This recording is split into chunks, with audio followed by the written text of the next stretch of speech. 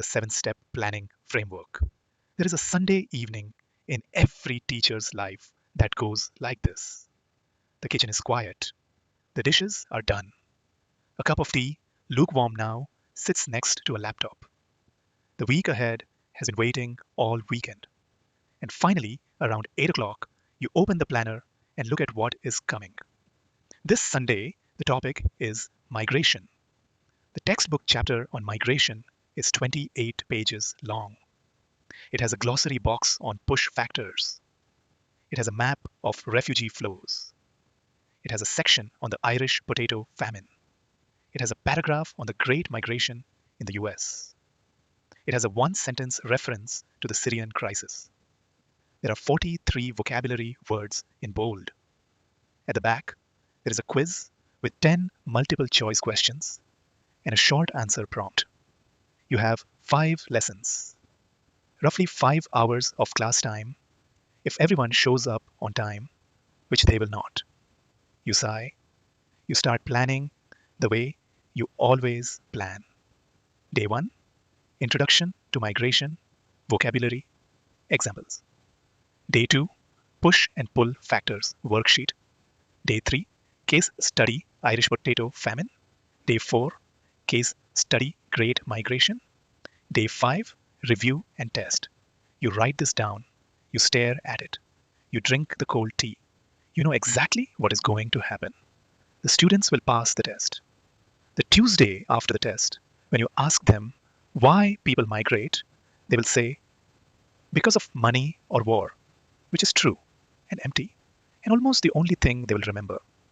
You close the textbook. You pull out a sheet of paper. At the top, you write one word, movement. The unit has just started to look different. Not because you have changed the content. The content is the same. But you have changed where you start. You have started with an idea. And from this single word at the top of a sheet of paper, an entirely new unit is about to be born. In this chapter, I want to walk you through the 7 steps that take you from a blank page to a finished unit. 7 steps. You can run them on one page of paper. You can do it this weekend. Many of you can do it in an hour. These 7 steps are the spine of every concept-based inquiry unit. Once you know them, you cannot unknow them. You will look at every textbook chapter you teach for the rest of your career and see 2 layers underneath. The topic the textbook gave you, and the concept that turns the topic into understanding. Here we go. Step 1. Pick 1 to 3 concepts. The temptation when you first try this is to load up. You read about concepts, you fall in love with them, you pick 6. You want to teach migration through the lenses of movement, causation, power, identity, belonging, and scarcity. All 6 are real. All 6 are relevant. And the unit, when you try to teach it, collapses under its own weight. Fewer is better. Always. 1 macro concept as your lens. 2 micro concepts to give it depth. That is the maximum for a single unit. For shorter units, 1 is enough. What is a macro concept and what is a micro concept? A macro concept is the big lens that travels across disciplines. Change, system, pattern, power, perspective, interdependence. A history teacher and a science teacher and a literature teacher could all teach the concept of change in the same week, and the students would benefit from the crosstalk. A micro concept lives inside a discipline. Trophic level lives inside ecology. Metaphor lives inside literature. Equivalence lives inside mathematics. Macro concepts give you the breadth. Micro concepts give you the depth. For the migration unit, the macro concept is movement. The micro concepts could be causation and scarcity. Movement is the lens. Causation is the engine. Scarcity is the fuel. How do you choose? 3 filters. First, the concept must be relevant to your curriculum. If your standards say students should understand why people migrate, then movement and causation are right on target. Power and perspective could come later in another unit. Do not chase concepts your curriculum is not asking for. Second, the concept must be meaningful to the students you actually have. A grade 3 class in Mumbai will engage with movement because half their families have moved. A year 9 class in Toronto will engage with causation because they have started arguing about why anything happens. Pick concepts your students can hold. Third, the concept must be rich enough for inquiry. Some concepts are too thin.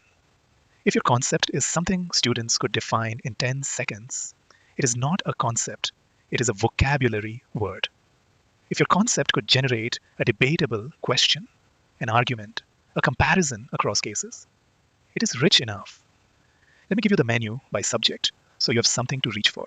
In science, system, change, energy, interdependence, adaptation, equilibrium. In maths, pattern, relationship, equivalence, representation, proportion. In social studies, power, perspective, conflict, identity, governance, causation. In language and literature, voice, theme, audience, structure, perspective.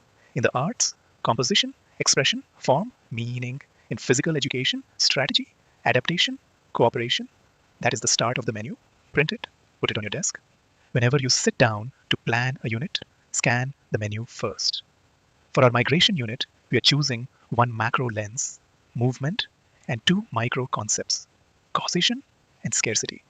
3 words on a sheet of paper. The unit has not started yet, but the architecture is already there. Step 2, draft 1 to 2, big generalizations. This is the hardest step in the framework. It is also the most important. I want you to slow down here. A generalization is a single sentence. It is the sentence you want every student to be able to say in their own words by the end of the unit. It is the sentence that will survive in their mind when the facts are gone. It is, as the scholar Lynn Erickson called it, the North Star of the unit. Every lesson you design from this point onwards will be in service of this sentence. Every reading, every video, every discussion, every transfer task, they all aim at this one sentence. If a lesson does not help students get closer to this sentence, that lesson does not belong in the unit. The generalization is the editor. It cuts what does not serve. There is a formula for writing a generalization. It looks simple, it is not. Concept plus strong verb plus concept equals generalization. You take 2 of your concepts, you join them with a strong verb. The result is a sentence that explains how the world works. Let me show you what this looks like. Concepts, movement, causation. Draft generalization version 1. People move when their environment changes. That is true. It is also weak. The verb is changes. The relationship is vague. A student could read this sentence and still not know anything specific about what causes migration. Version 2. People move when conditions at home become harder than the cost of living, drawn by opportunities elsewhere. Better. The verb is become harder. There is some specificity. There is a comparison, but it still feels flabby. Version 3. People migrate when the pressures of staying outweigh the costs of leaving, driven by scarcity at home and pulled by opportunity at the destination. Now we have something. The verbs are working, outweigh, driven, pulled. The relationship is clear. The micro concepts have arrived in the sentence. Scarcity is named. Causation is named. The sentence holds. This is the North Star of the unit. There is a watch out you must know about. Some verbs are too weak to do the work of a generalization. Erickson called them the no-no verbs. There are 4 of them, and you should write them on a sticky note and put it on your laptop. Affects, impacts, influences, is, are, have. These verbs tell you that something is connected to something else without telling you how. Pollution affects the environment. True, useless. Pollution alters the chemical composition of soil and water, destabilizing the ecosystems that depend on them. Now we have a generalization. The strong verbs are the ones that show a mechanism: drive, outweigh, generate, constrain, mobilize, transform, pull apart, build, break. When you see one of those verbs in your draft, your generalization is starting to work. When you see affects or impacts or influences, cross it out, try again. Why do we draft the generalization second before we plan a single lesson? Because the generalization is the destination. You cannot plan the journey if you do not know where you're going. The traditional planners picks activities first and hopes meaning will emerge. The concept-based planner picks meaning first and designs activities backwards from it. Write your generalization on your sheet of paper. Read it out loud. Does it sound like a sentence that could survive in a student's mind 2 years from now? If yes, you have step 2. If no, rewrite it. Then read it out loud again. Step 3. Create 1 to 2 powerful inquiry questions. You now have a destination. The students do not yet. We are not going to hand them the destination. We are going to give them a question that pulls them towards it. There are 3 types of questions you will use across the unit. You learned about them in earlier chapters, but it matters here. Factual questions establish the knowledge base. What were the main push factors in the Irish potato famine? These are Google able. They are convergent. They have one right answer. They are necessary, but they are not the engine. Conceptual questions open up understanding. How does scarcity drive human movement? These are timeless. They could be asked in any era. They invite analysis across cases. These are the engine. Debatable questions sharpen judgment. Do nations have an ethical obligation to accept refugees from a country they helped destabilize? These have no single right answer. They demand evidence and reasoning. They are where the deepest thinking happens. A strong unit holds 1 or 2 conceptual questions and 1 debatable question. The factual questions live underneath, supporting the bigger ones. For our migration unit, the conceptual question is this: how does scarcity drive human movement? That is the question on the wall for the whole unit. The debatable question is this: do wealthier nations have an ethical obligation to receive refugees? That is the question the unit ends on. Here is a tip I want you to write down. If a student can Google the answer to your question in 10 seconds, it is not an inquiry question. Rewrite it. When did the Irish potato famine start? Google solves that in 3 seconds. That is a factual question, and it has a place, but it is not the engine of inquiry. What conditions caused the Irish potato famine to push people across an ocean rather than to a neighboring county? Google cannot answer that. A student has to think. Write the conceptual question on a strip of paper. Put it on the wall on day 1. Leave it there for the whole unit. Refer back to it constantly. After today's investigation, how would you now answer our big question? The question is the gravity of the unit. It pulls every lesson towards the destination. Step 4. Identify essential content and skills. Now we get to the part that scares teachers most.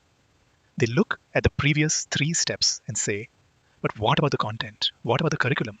What about the test the district makes me give? Here is the answer. The content does not go away. The textbook does not go away. The facts do not stop mattering. What changes is the relationship between the facts and the concept. In a traditional unit, the facts are the point. In a concept-based unit, the facts are the evidence. They serve the concept. They build the case for the generalization. For our migration unit, the essential content includes the Irish potato famine in the 1840s. Why people fled, where they went, how they were received. The essential content also includes the Great Migration in the United States. 6 million African Americans moving north from the rural South between 1910 and 1970. The essential content also includes the Syrian refugee crisis from 2011 onwards. 12 million people displaced. Where they went, what happened to them. 3 cases, 3 eras, 3 continents. You may notice we did not cover every famous migration in history. We did not teach the Trail of Tears. We did not teach the partition of India. We did not teach Cuban migration to Florida. We picked 3 rich cases that together illuminate the concept. That is enough. More cases would water down the analysis. Fewer cases would not let the pattern emerge. The planning question for content selection is this: what content best illuminates the concept? Not what content does the textbook cover? Not what content was on the test last year? What content best illuminates the concept? Then add the skills.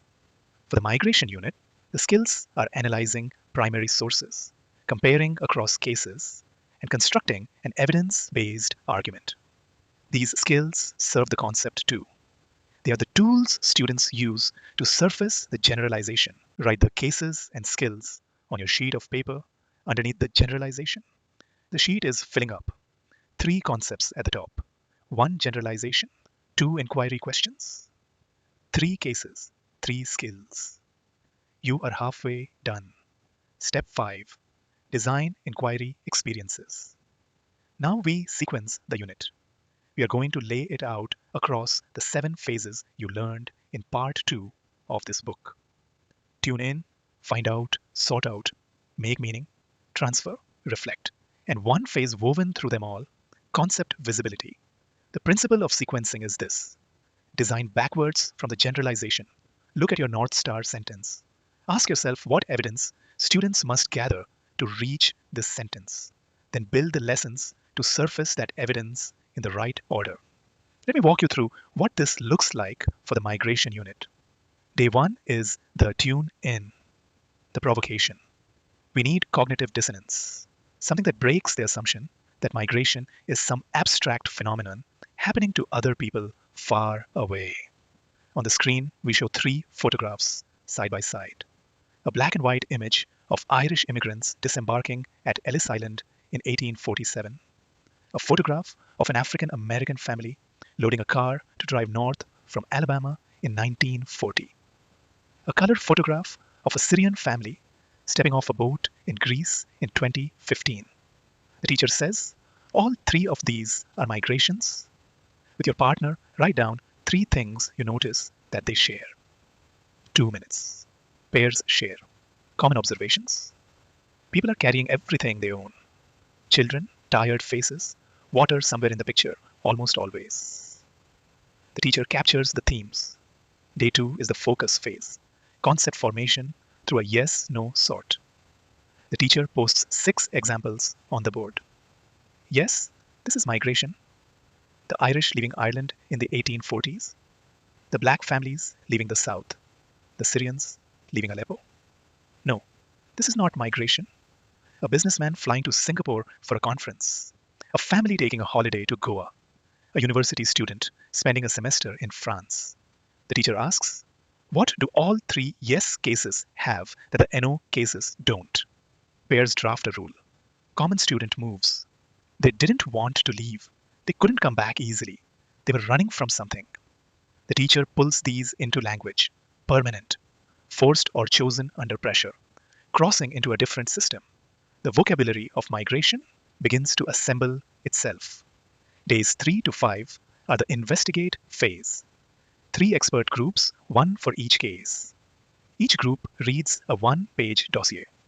The dossier has a 4-sentence summary, a primary source, excerpt, a map, and a by the numbers panel. The group fills in an expert sheet with 4 boxes. Push factors at home. Pull factors at the destination. Cost of leaving. How they were received. After 18 minutes, jigsaw. New groups form, 1 expert from each case. Each expert teaches their case to the others. 3 minutes each. Day 6 is the sort out phase. The wall chart, 3 columns, 1 per case, 4 rows, push factors, pull factors, cost of leaving, reception. The class fills it in with sticky notes, 1 color per case.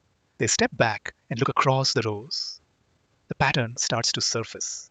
In all 3 cases, there is scarcity at home. Food in Ireland, lynching, and Jim Crow in the south, bombs and starvation in Syria. In all three, there is some pull at the destination. Jobs, safety, family already there. In all three, the cost of leaving was enormous. Sea voyages, train fare you barely had, smugglers. In all three, the reception was complicated. Some welcome, mostly hostility. The pattern is now visible to every student in the room. Day 7 is the make meaning phase, the generalize step. Sentence stems on the board. People migrate when Horito. The pull of the destination is strong enough to overcome Sadiq when Hariti. Across all three of our cases, we noticed that students draft individually 3 minutes. They pair to refine 3 minutes. The whole class shares.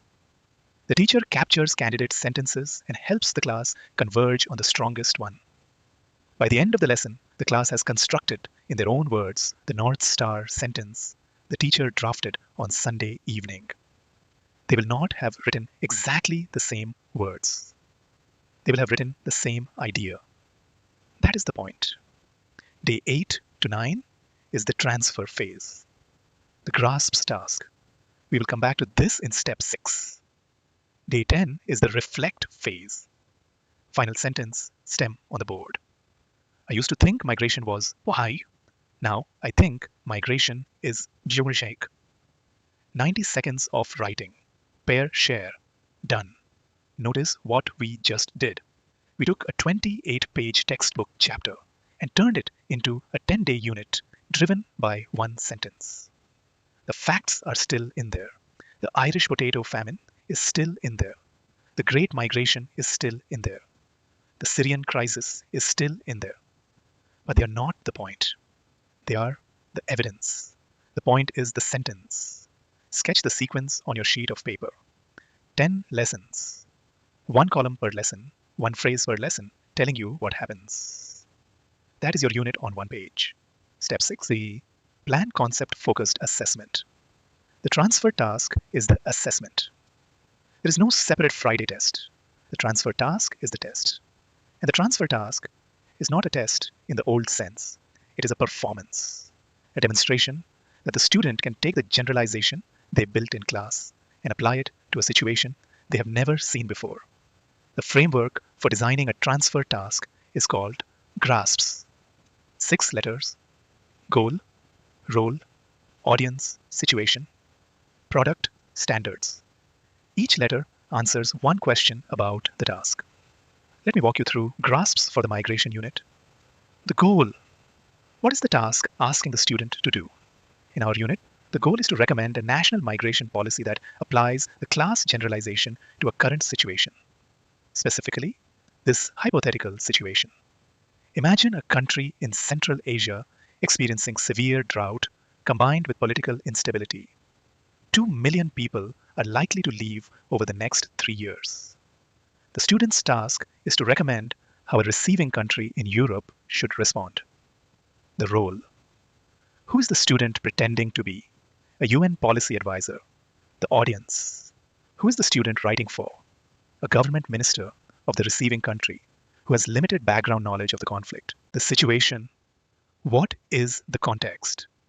A briefing memo has just landed on the minister's desk. She has 3 days to draft a national position. She has asked her advisor for a 500-word recommendation. The product. What does the student create? A 500-word policy brief. The brief must apply the class generalization. It must reference at least 2 of the 3 historical cases studied in the unit. It must make a concrete recommendation. The standards. What does excellent work look like? Depth of conceptual understanding. The student uses the generalization explicitly and accurately. Use of evidence. The student cites specifics from at least 2 cases. Transfer quality. The student's analysis genuinely travels from the historical cases to the new situation, rather than just summarizing the cases. Build a rubric with 3 columns. Below proficient, proficient, above proficient. 3 rows. Conceptual understanding. Evidence use, transfer quality, make the descriptors specific. Above proficient, student articulates the generalization in their own words and uses it as the analytical lens throughout the brief, drawing on at least 2 cases to support each claim. Here is the test you can run on your own assessment. Could a student who only memorized the textbook do well on this task? If the answer is yes, the task is not a transfer task. It is a recall task. Rewrite it. The task should be impossible without the concept. The task should reward the student who built the understanding, not the student who memorized the facts. The Syrian and Irish dossiers were the practice. The Central Asian scenario is the game. That is what transfer looks like. Step 7. Make the concepts visible all the time. The 7 steps are not 7 equal weight steps. The first 6 steps are the architecture. The 7th step is the maintenance. And the 7th step is what most teachers forget. You have spent your Sunday evening designing a beautiful unit. You have the concept. You have the generalization. You have the questions.